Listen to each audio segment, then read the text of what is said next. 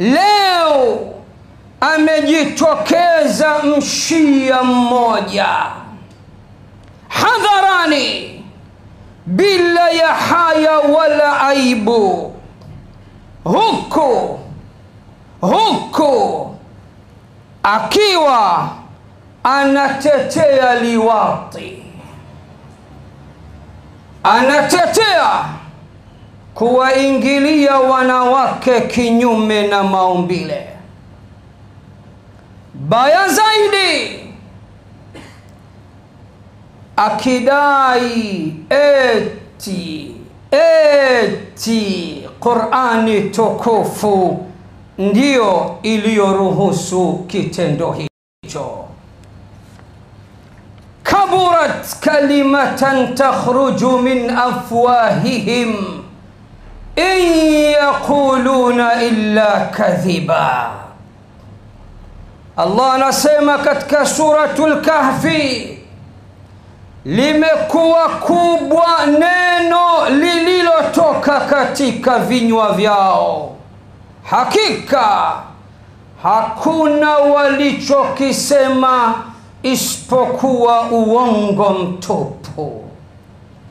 Allah pia anasema, qul innal ladhina yaftaruna ala Allahi al-kadhiba la yuflihun.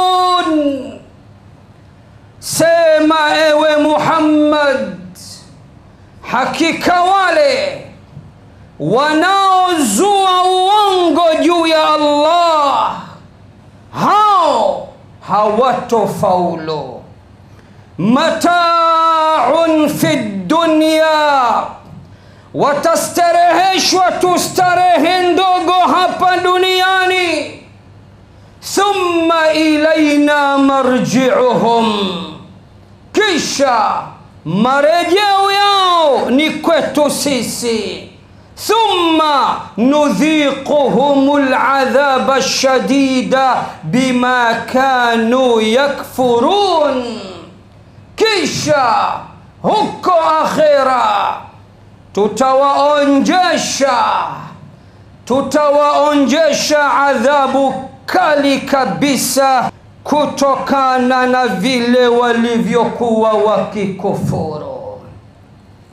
Madai haya ya mshia huyu ambaye klipu yake imesambaa katika nchi yetu, akiwa anaongea hovyo, akiwa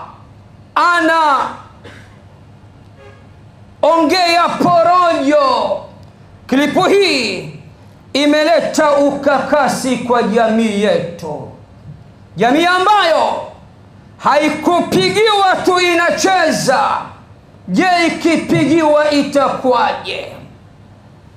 Na sote tunafahamu ya kuwa katika jamii yetu mtindo huu wa kuwaingilia wanawake kinyume na maumbile, mtindo huu umeenea, na hata baadhi ya wanandoa wanawaingilia wake zao kinyume na maumbile.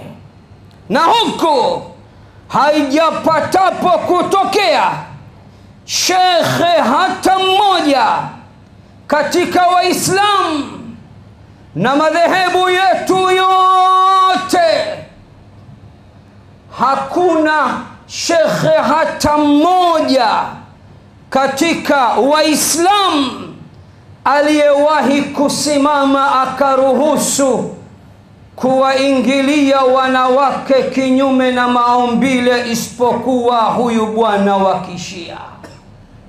Hakuna dhehebu hata moja, hakuna shekhe wa dhehebu yoyote tuliyewahi kumsikia akilishadidia kitendo hichi kichafu isipokuwa huyu mshia. Hata tukienda kwa wenzetu wasiokuwa wa Kiislamu, hatujawahi kusikia wasiokuwa wa Kiislamu kinaga ubaga, dhahiri shahiri, wakisema yafaa mwanaume kumwingilia mkewe kinyume na maumbile isipokuwa huyu mshia. Na kwa kuwa amepotosha, lazima tuje turekebishe. Na bila ya shaka huyu bwana kama bado hajasababisha, atasababisha Uislamu kutukanwa, atasababisha Waislamu kutukanwa, atapelekea wasio Waislamu watasema Uislamu ni dini ya ngono, Uislamu ni dini ya rivers, kuendea wanawake rivers kinyume na maumbile, jambo ambalo sio sahihi hata kidogo. Uislamu uko mbali kabisa, umbali wa mashariki na magharibi na madai haya ni madai ya dini hii ya Mashia. Na mimi ninajiuliza, anapodai akasema, ninanukuu, haya sio masala ya ushia, eti anazuga, eti anataka kukwepa kimataifa. Haya sio masala ya ushia, haya ni masala ya Qur'ani. Anayetaka kuwashutumu au kuwalaumu Mashia, anayetaka kuwatuhumu Mashia, basi aituhumu Qur'ani. Inna lillahi wa inna ilayhi raji'un. Na mimi wa ala janahi sur'a, haraka kabisa namtumia message fupi nikiwa ndani ya hotuba yangu hii. Ninamuuliza, ninamchallenge, ayu Qur'anin taz'umuhu ayuha rajul, Qur'ani gani wewe unayo idai ya kwamba imeruhusu kuwaingilia wanawake kinyume na maumbile? Qur'ani hii ya Sayyiduna Muhammad sallallahu alayhi wasallam, ambayo wewe mwenyewe uliwahi kusema Qur'ani hii hayuko sahihi, Qur'ani hii haipo sawa, Qur'ani hii imebadilishwa na masahaba wa Muhammad. ayahu na wakazibadilisha aya za Qur'an. Ya bi'sa martakabu.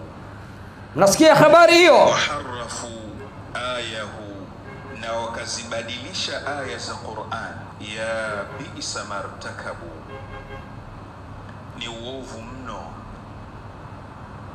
wa kitendo walichokifanya baada ya mtume kuondoka Qur'an. Moja ya itikadi ya hawa mabwana, moja ya itikadi ya hawa mabwana, asli yao Qur'ani hii hawaikubali na kuiamini. Kinachofanyika ni taqiya, ambayo Kiswahili cha kwetu Temeke ni zugaringo, wanazuga tu.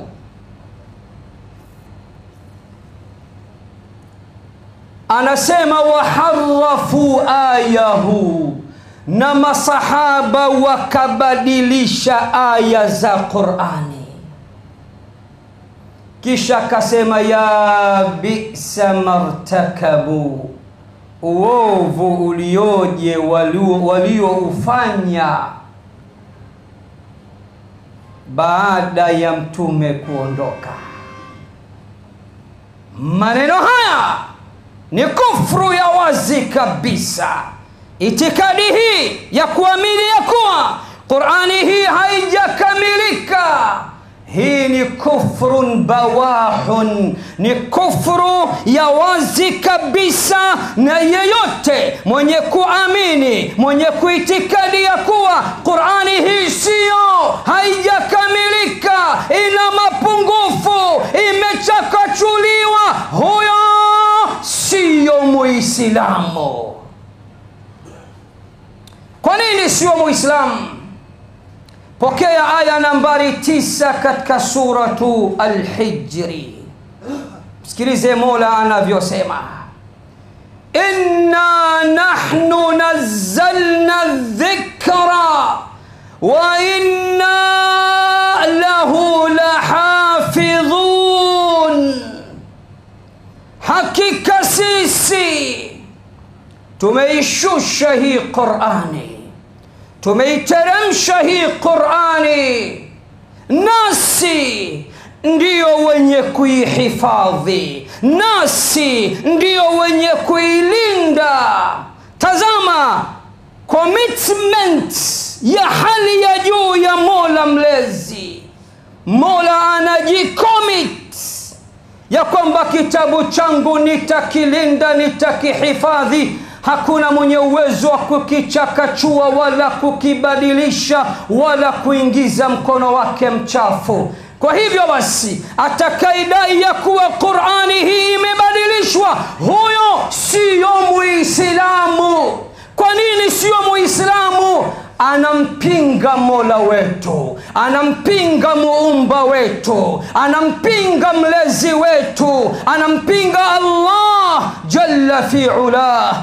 Allah anasema inna nahnu nazzalna dhikra wa inna lahu lahafidhun, hakika sisi tumeishusha hii Qur'ani, nasi tutailinda, tutaihifadhi. Wewe unakuja na remba lako kama tairi ya gari, unatuambia masahaba walifanikiwa kuibadilisha na kuichakachua. Hii maana yake unamkadhibisha Mola, hii maana yake unamwambia Mola wewe Mola si chochote si lolote, umeshindwa kuilinda Qur'ani, wanafunzi wa Muhammad wameichezea.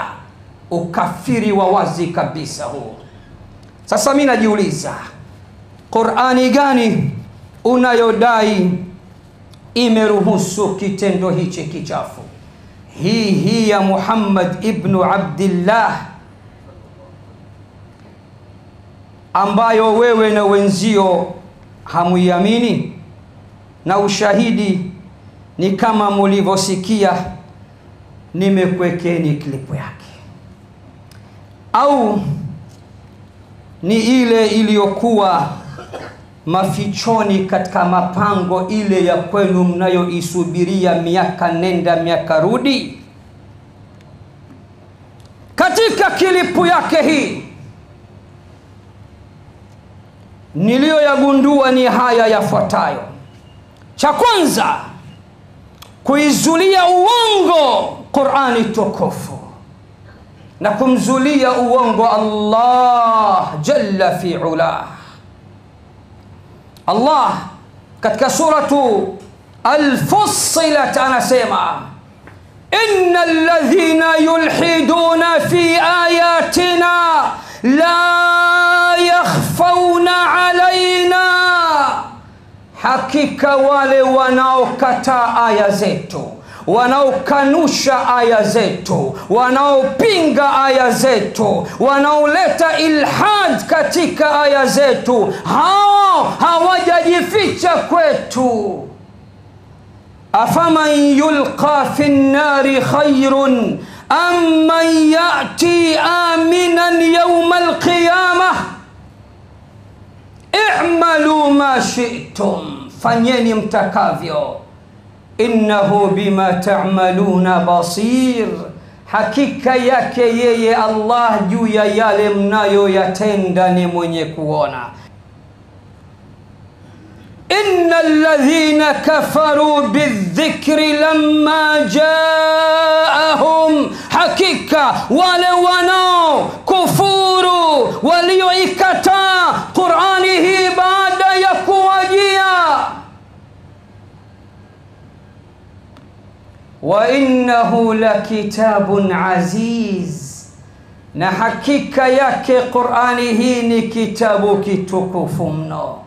La ya'tihi al-batilu min bayni yadayhi wala min khalfihi, tanzilun min hakimin hamid. Batil haiwezi kuingia ndani ya Qur'an. Batil hata ijie Qur'ani mbele yake au nyuma yake haiwezi kuifikia Qur'an. Batil haiwezi kuijia Qur'ani kutoka mbele yake wala nyuma yake. Tanzilun min hakimin hamid. Qur'ani hii ni uteremsho uliotoka kwa yule mtukufu Allah jalla fi ula. Jambo la pili ni kuwazulia uongo masahaba wa bwana mtume Muhammad, na hilo hatuwezi kulishangaa. Huyu bwana ana chuki ambazo zimechupa mpaka juu ya masahaba wa bwana mtume Muhammad, na ushahidi tunao. Lakini jambo la tatu ni kuwazulia uongo ulamau ahli sunna wal jamaa. Lakini jambo la nne, maneno yake yana tanaqudat, yanakinzana, yanapishana. Yeye mwenyewe maneno yake yanakinzana na kupishana. Mara anasema haya sio masala ya mashia, haya ni masala ya Qur'ani, yani akiwa ana maana ya kutetea jambo hili. Wakati huo huo anakuleteni kauli ya mmoja katika watu wa nyumba ya bwana mtume Muhammad, al-Imam ar-Ridha alayhi wa ala jaddihi afdalu salati wassalam, ya kwamba ameulizwa mnasemaje, akasema sisi ahlul baiti hili jambo hatulifanyi. Vipi unatuthibitishia Qur'ani imeruhusu, alafu ahlul baiti waje kwenda kinyume na Qur'an? Tanaqudat.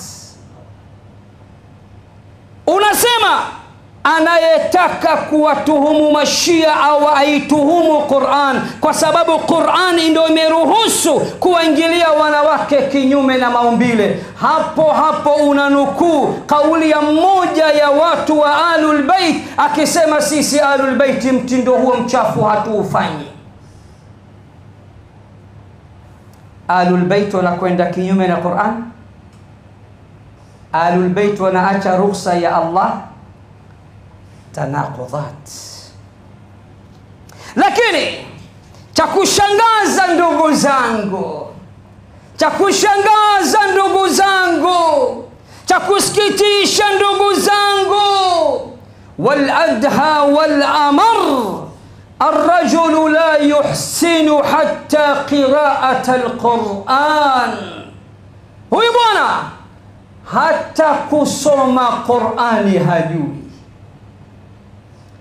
Ulimi wake haujataharika kuweza kujulia kusoma maneno ya Allah. Ikiwa kusoma Qur'ani tu kuna mpiga chenga, matamshi yake mabovu, pahala penye sukun anatia fatha, vipi awe na uthubutu wa kujua maana na tafsiri ya Qur'ani? Sikiliza sasa, sikiliza ndugu yangu, wakati ananukuu aya ambayo katika kukinzana kwa maneno yake, aya ambayo anadai ndiyo iliyoruhusu kuwaendea wanawake kinyume na maumbile, aya nambari 223 Al-Baqarah iliyosema nisaukum harthun lakum fa'tu harthakum anna shi'tum. Wake zenu ni makonde yenu, wake zenu ni mashamba yenu, hivyo yaendeeni mashamba yenu kwa staili yoyote mtakayo. Akatumia aya hii kusema ya kuwa ruhusa kuwaingilia wanawake kinyume na maumbile. Akaja na falsafa za kilugha. Lugha ipi? Qur'ani yenyewe inamshinda. Sikiliza usomaji mbovu. Anasema nisaukum harthun lakum fa'atu harthakum anna shi'itum. Mzee wa rivers, Qur'ani inakupa tabu. Anasemaje? Nisaukum harthun lakum, badala ya hamza kuipa sukun babu sema tu, sio faa la wallahi ma hakadha unzilat ala sayyidi sadat wa qaid alqadat الرحمة المهداة والنعمة المزداة والسراج المنير سيدنا محمد. Nimfundishe kidogo ilmu ya qiraati na tajwid. Fa alif juu yake kuna hamza ina sukun. Alipaswa asiweke haraka, asiseme faa, bali aseme sakin taslam ayuha almujrim. Iweke sukuni hiyo wewe. Faa ni tu harthakum anna shi'tum, sio shi'itum. Kasome kwanza Qur'ani, alafu ndo uje uijadili. Kasome kwanza Qur'ani ndio uje uijadili. Hamza inakushinda, kutamka hamza inakushinda, hujui hata kutofautisha baina ya haraka na sukun. Na ulama utajwidi wanasema wal hamzatu min hurufi shidda, na hamza ni katika hurufu 8 za shidda. Nini maana ya hurufu shidda? Hurufu shidda unapozisoma unatakiwa ulete inhibasu sauti inda nutqi bil harfi. Narudia, inhibasu sauti inda nutqi bil harfi.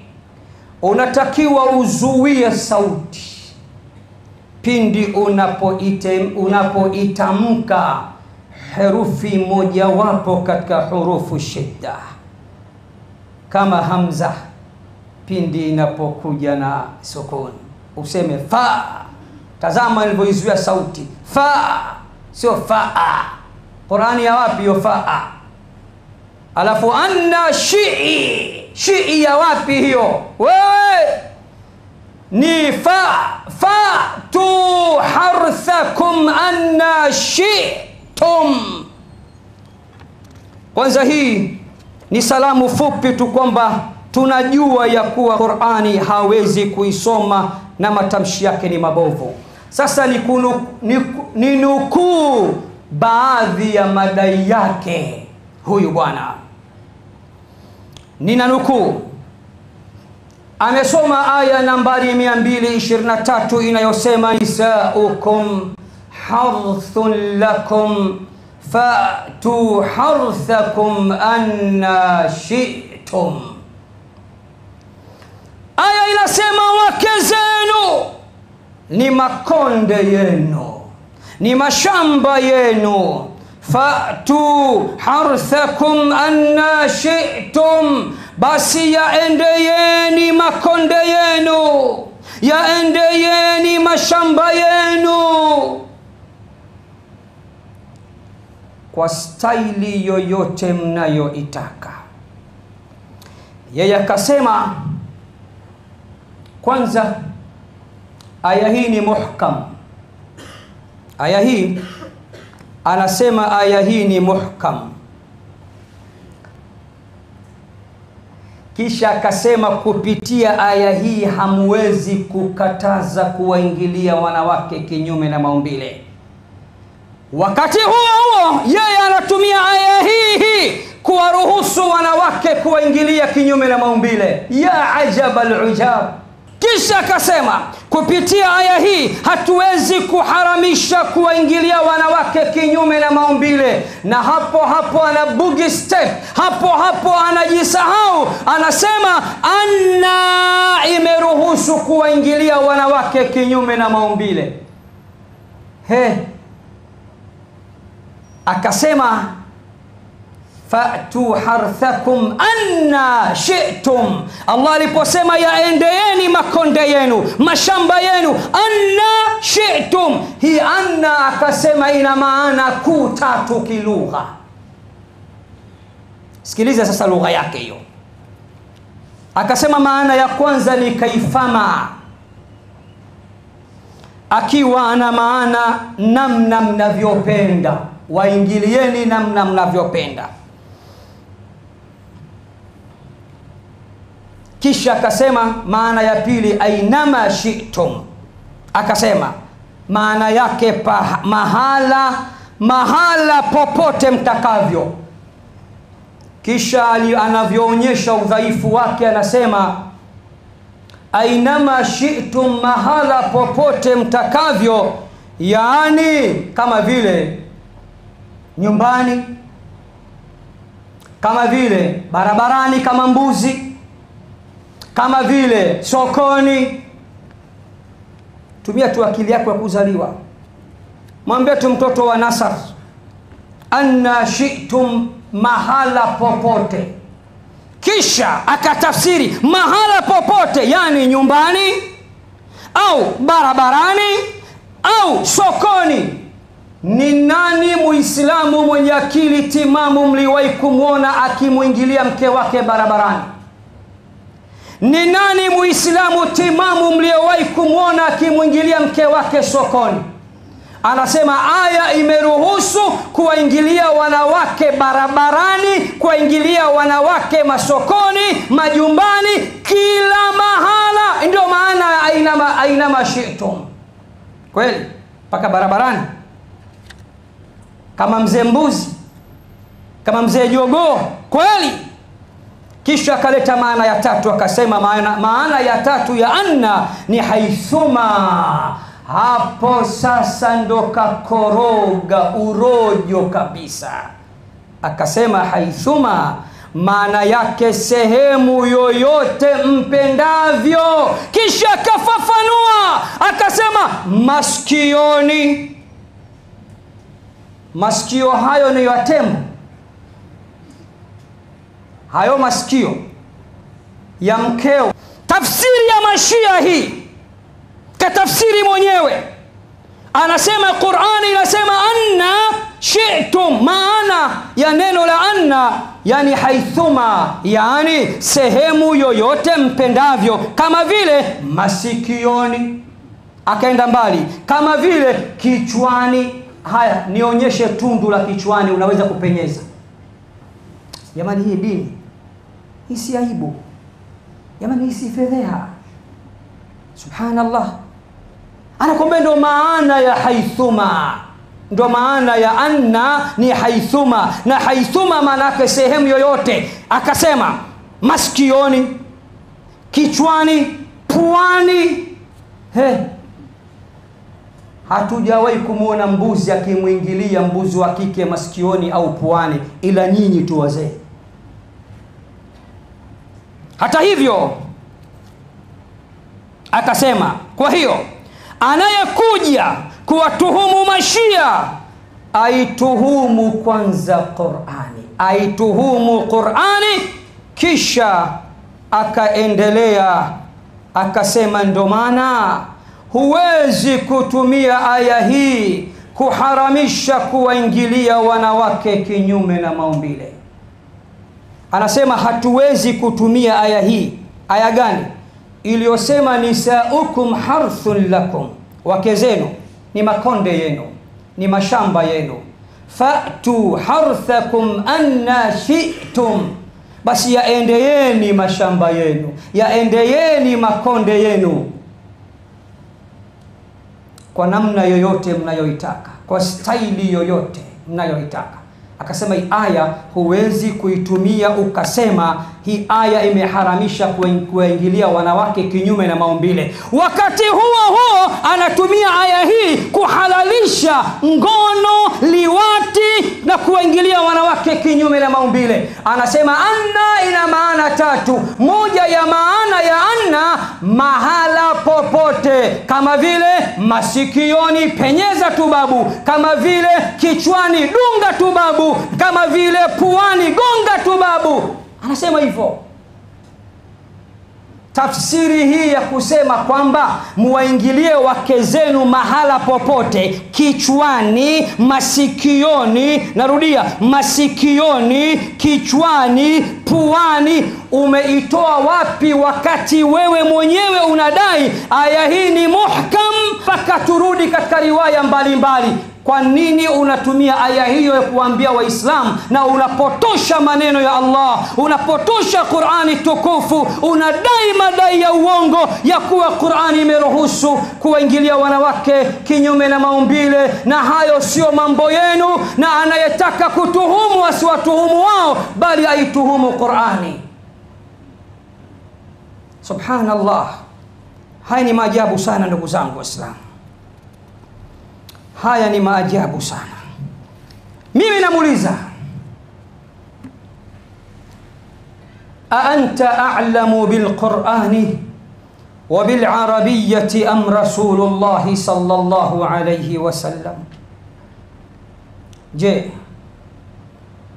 kati ya wewe na bwana mtume Muhammad sallallahu alayhi wasallam ni nani hasa mwenye kuijua Qur'ani kuliko mwenzake? Kati ya wewe na bwana mtume Muhammad sallallahu alayhi wasallam ni nani mwenye kuijua lugha fasaha ya Kiarabu, wewe au bwana mtume Muhammad sallallahu alayhi wasallam? Na kuuliza tena, aunzila alquranu alayka am ala sayyidina Muhammad? Qurani hii je, imeshushwa kwako au imeshushwa juu ya mtume Muhammad sallallahu alayhi wasallam? Sikiliza Ash-Shu'ara 192 hadi 195, Allah anavyosema Qurani hii imeshushwa juu ya Muhammad na ndio anayejua zaidi. وإنه لتنزيل رب العالمين نزل به الروح الأمين على قلبك لتكون من المنذرين بلسان عربي مبين. na hakika ya Qur'ani hii ni uteremsho ulioteremka kutoka kwa mlezi wa ulimwengu.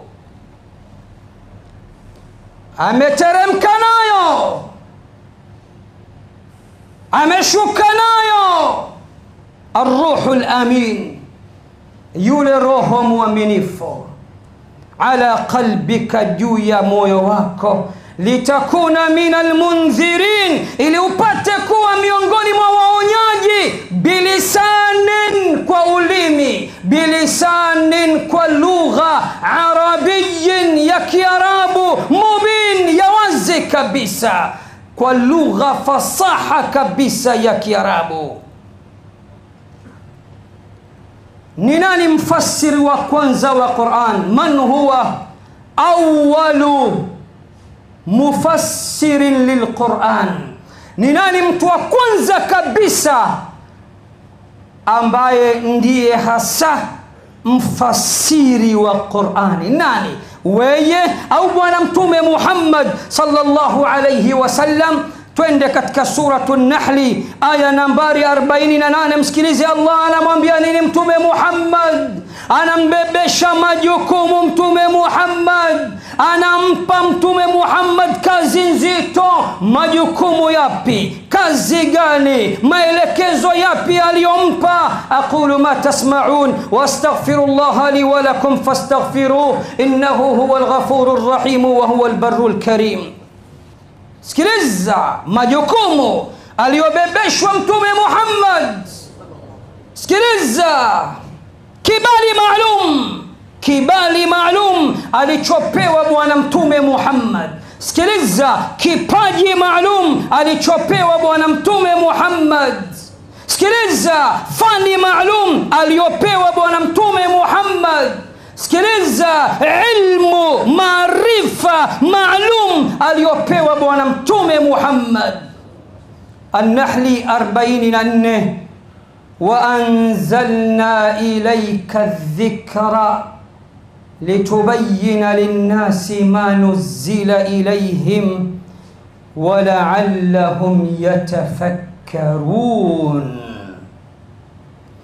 Na tumekuteremshia Qur'ani ewe Muhammad ili upate kuwabainishia yale yaliyoshushwa kwao, ili upate kuwatafsiria yale yaliyoshushwa kwao, ili upate kuwafafanulia yale yaliyoshushwa kwao. Leo anakuja na lugha yake ya uongo na kweli, anakwambia kwanza aya hii haijakataza kuingilia wanawake kinyume na maumbile. Kwa nini? Ni muhkam.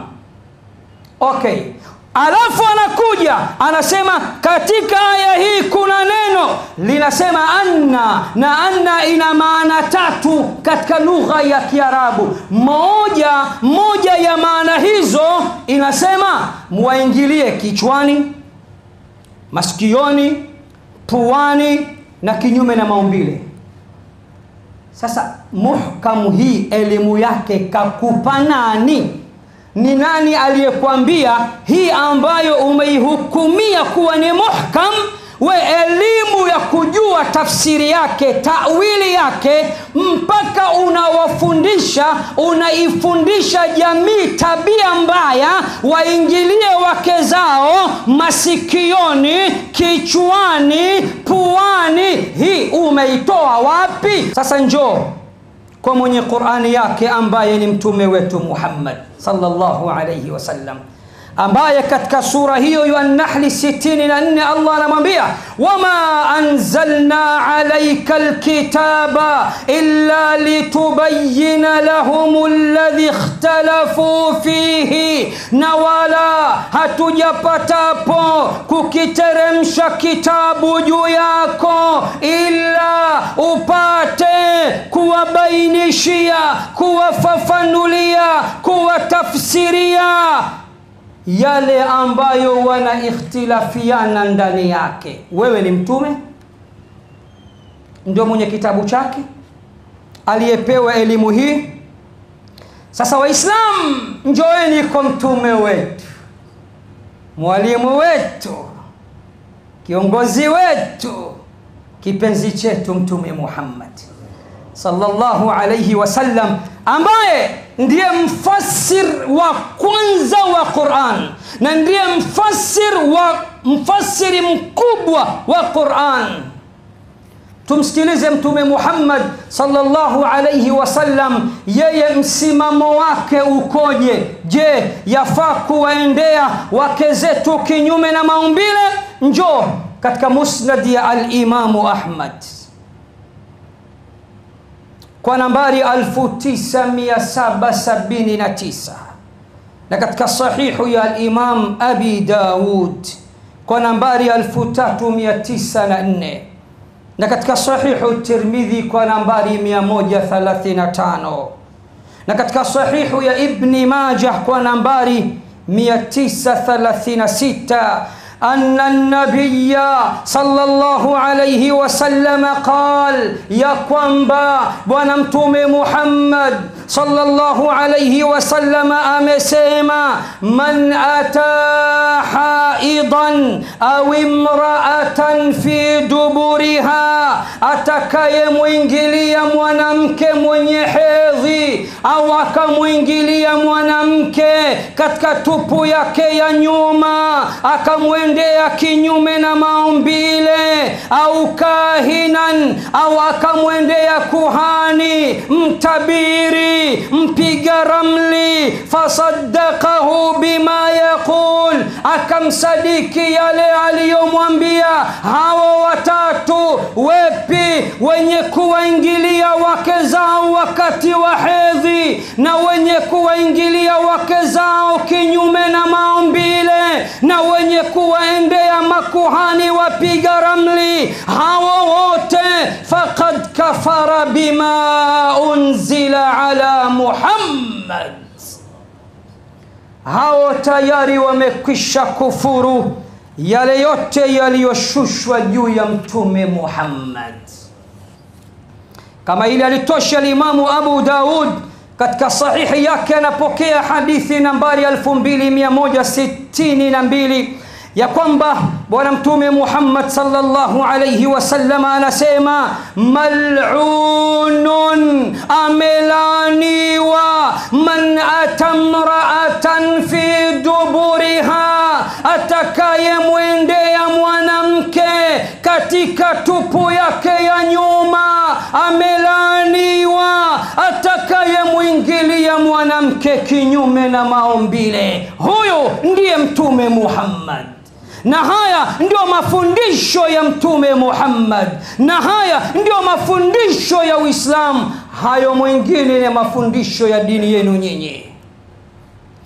Kama haitoshi hilo, katika sahihu Tirmidhi hadithi nambari 1165, na katika kitabu cha Al-Kubra cha Al-Imamu An-Nasai hadithi nambari 1091, na Ibnu Abi Shaybah katika musannaf yake kwa nambari 1017 anna an-nabiy sallallahu alayhi wasallam qala, bwana mtume Muhammad sallallahu alayhi wasallam amesema, la yanzuru Allahu ila rajulin ata rajulan, Allah hatomwangalia siku ya kiyama mwanaume atakayemwingilia mwanaume mwenzake, au imra'atan fi duburiha, au mwanaume atakayemwingilia mwanamke katika utupu wake wa nyuma. Bwana mtume anatoa hukumu za wazi kabisa. Anasema Allah hatomtazama siku ya kiyama mwanaume atakayemwingilia mwanaume mwenzake kinyume na maumbile, au akamwingilia mwanamke kinyume na maumbile. Nataka nihitimishe khutba yangu. Al-Imamu Muslim katika sahihi yake kwa nambari 302 hadithi ya Anas radhiyallahu ta'ala anhu wa ardah. Sikiliza mafundisho sahihi ya Uislamu kupitia Qur'ani na sunna za bwana mtume Muhammad sallallahu alayhi wasallam. Anas anatuambia, أن اليهود كانوا إذا حاضت المرأة فيهم، ما يهودي walikuwa wanatabia mwanamke akiingia katika siku zake tu, akipata hedhi tu, lam yuakiluha, hawali naye chakula, walam yujami'uhunna fil buyut, na walikuwa hawawaingilii majumbani. Fasaala ashabu an-nabiy sallallahu alayhi wasallam an-nabiy sallallahu alayhi wasallam, masahaba wakamuuliza bwana mtume Muhammad sallallahu alayhi wasallam, wakamwambia Rasulullah, mayahudi wako hivi, haya mafundisho yakoje?